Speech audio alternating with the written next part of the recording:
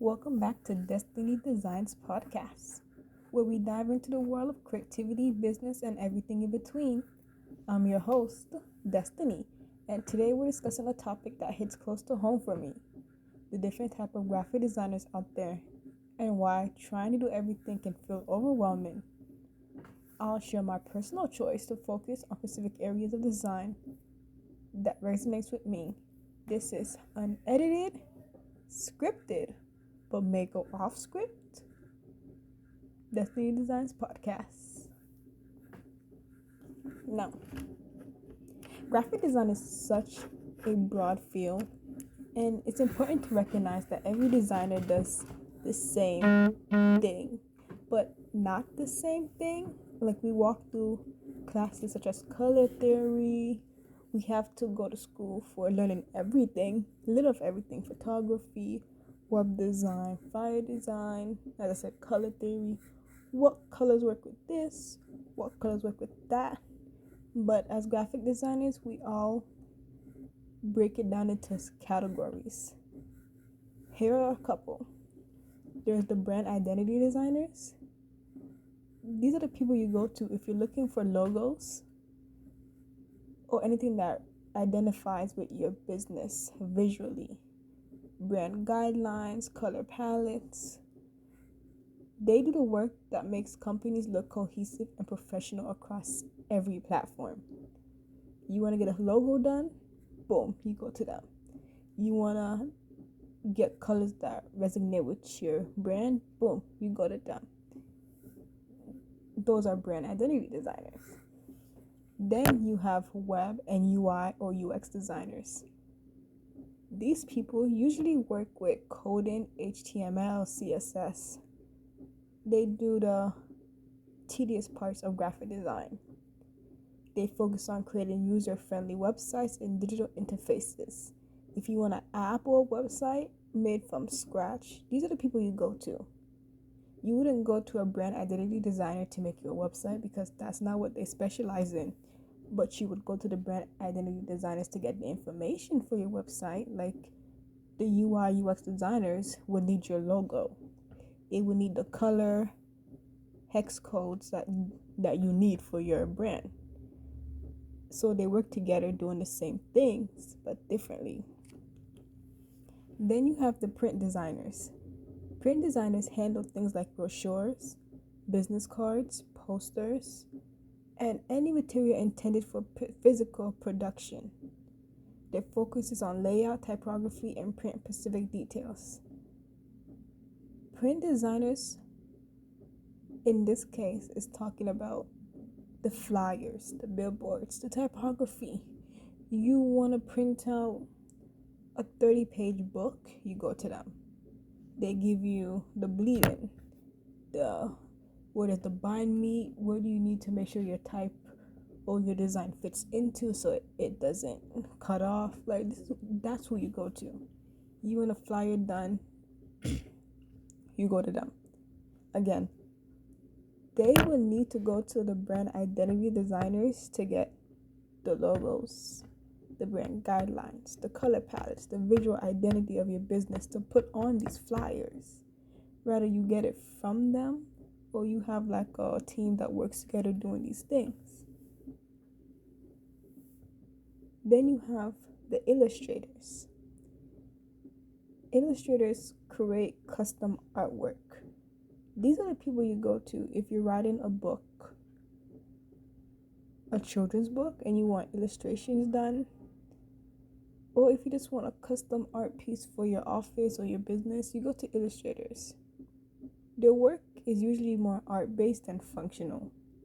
In most cases, illustrators can work with print designers to get custom prints made. Like, they want to sell their artwork on canvases. They want to sell their artwork on anything, keychains, mugs. And that's kind of where I fall in. I fall in between the print designers and illustrators. Like, I take both and I smush it together.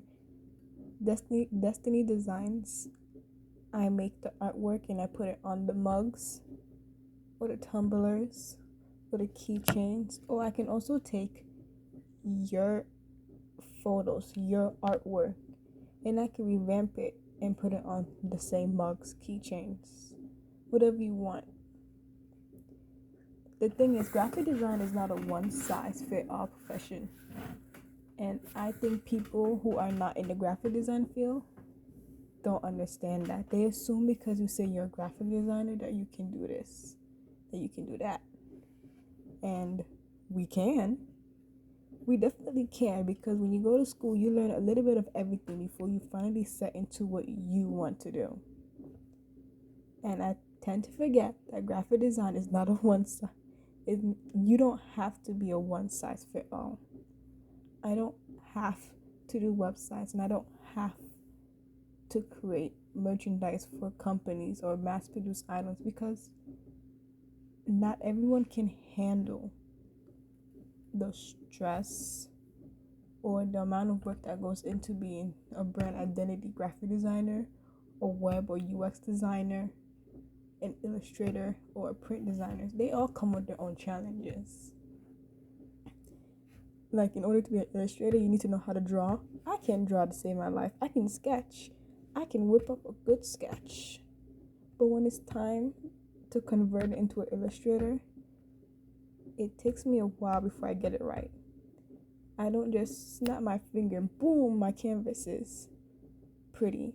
And a lot of people say, yeah, not all graphic designers or not all artists do that. Yeah, but there's a point where you learn and you get it done.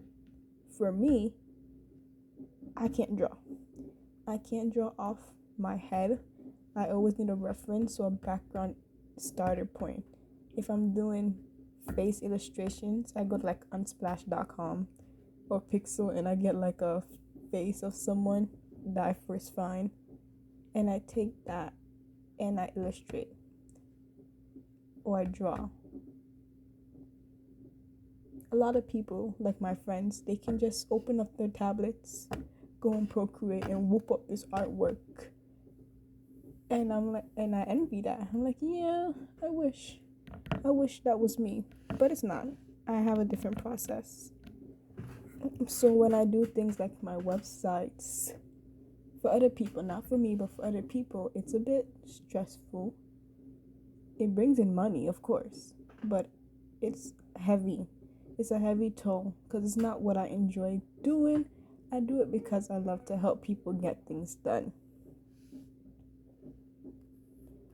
Which leads me to, when you try to do everything, you stretch yourself too thin and your creativity can take a hit. Not to mention, it's nearly impossible to master every skill at the same level. By focusing on a specific niche, you can really hone your craft. You can serve your clients better, and you can maintain your passion for work. Trying to do website designing, trying to do flyers and posters really takes away from me wanting to be an illustrator. I don't find the same creativity in the flyer making than I do when I make my digital artwork. I love working with. Okay, before I get to that, as an illustrator, I don't draw. I mostly work with patterns and textile art based stuff. Like, I love making patterns. You'll see that a lot of my products have pattern designs. They're not really a picture. They're not really, there. The ones that I do sell are usually patterns. My mugs are all covered in patterns that are consistently flowing. And with that, I love. My passion is textile art and pattern design. Abstract art. I love abstract art. Everything that I do usually makes no sense, but it's because I put emotion into what I do. When I draw my squiggly lines or my triangles or my circles, it's not there to mean anything to a certain person, because everyone sees art differently. Hence why I say art is personal. You can look at a Van Gogh artwork and say, I don't understand that, but a person next to you can read the painting. And the person next to that person can read the painting, but it's not the same as the person before. Art is personal. So when I made my decision to do my rebrand this year, including doing this podcast, including doing everything that I'm doing to rebrand my business, I made the decision so that I can get back into doing what I love. I focus on textile design, abstract art, and illustration-based work. These areas help me express my creativity in ways that feel authentic to me. And when I create these pieces or these designs or these patterns, I throw them on a keychain. I throw them on a tumbler. I even tie-dye just to get a feel of creativity. And it just feels right to me. It might not feel right to the person next to me. It might not feel right to my parents. It might not feel right to my sister, but it's what feels right to me. And this is what allows me to express myself. With the rebrand, unedited, with the rebrand, this includes doing websites. I will not be doing websites this year. This year, I'm trying to cut back on that. No more website design. I'm trying to cut that out completely. Try to finish off what I have now, and that's it. Logos, I would say logos is depending on what it is. I'm not the best logo designer, but if you give me your idea, or if you give me your AI generated idea, I'll go ahead and vectorize it for you. That's an easy peasy. I don't mind that. But these areas don't align with my passion or my skill set. And I'm not going to try and do it when I know I can't do it. I'll just send you to someone who can. I do offer making flyers or posters, but only under specific conditions. So it only includes if the client can give me all the necessary information that's going on their flyer or on their poster or whatever they're looking to buy. This includes the logo, the dates, the times, the descriptions, the locations. If you need pictures and you can't provide me the pictures, I'll go ahead and get some free pictures to use. But I'm also not going to charge lightly because I'm small. I'm still going to charge industry standard graphic design poster flyer making. I might not be able to print it myself, but I would walk you through the stages of getting it printed to a third-party company, or how you can print it at home if you have the printer. Depending on the cases. If I do print it myself, we would have to talk about pickup, shipping, all of that. It's its own factory. It's not factory, it's its own, let's just say it's a part of being the print designers, and I'm still going to see myself as one when I'm doing these jobs. Just because I'm an illustrator doesn't mean I won't take on certain jobs, but if I can't handle the job, or if I see that the money that I'm trying to charge and the client doesn't think it's in their budget, then I'm not going to take the job. I'm not going to work unless I feel like the work is worth my time. As a graphic designer, with the skills that I have to do, or the skills I'm trying to gain, I shouldn't feel underrated.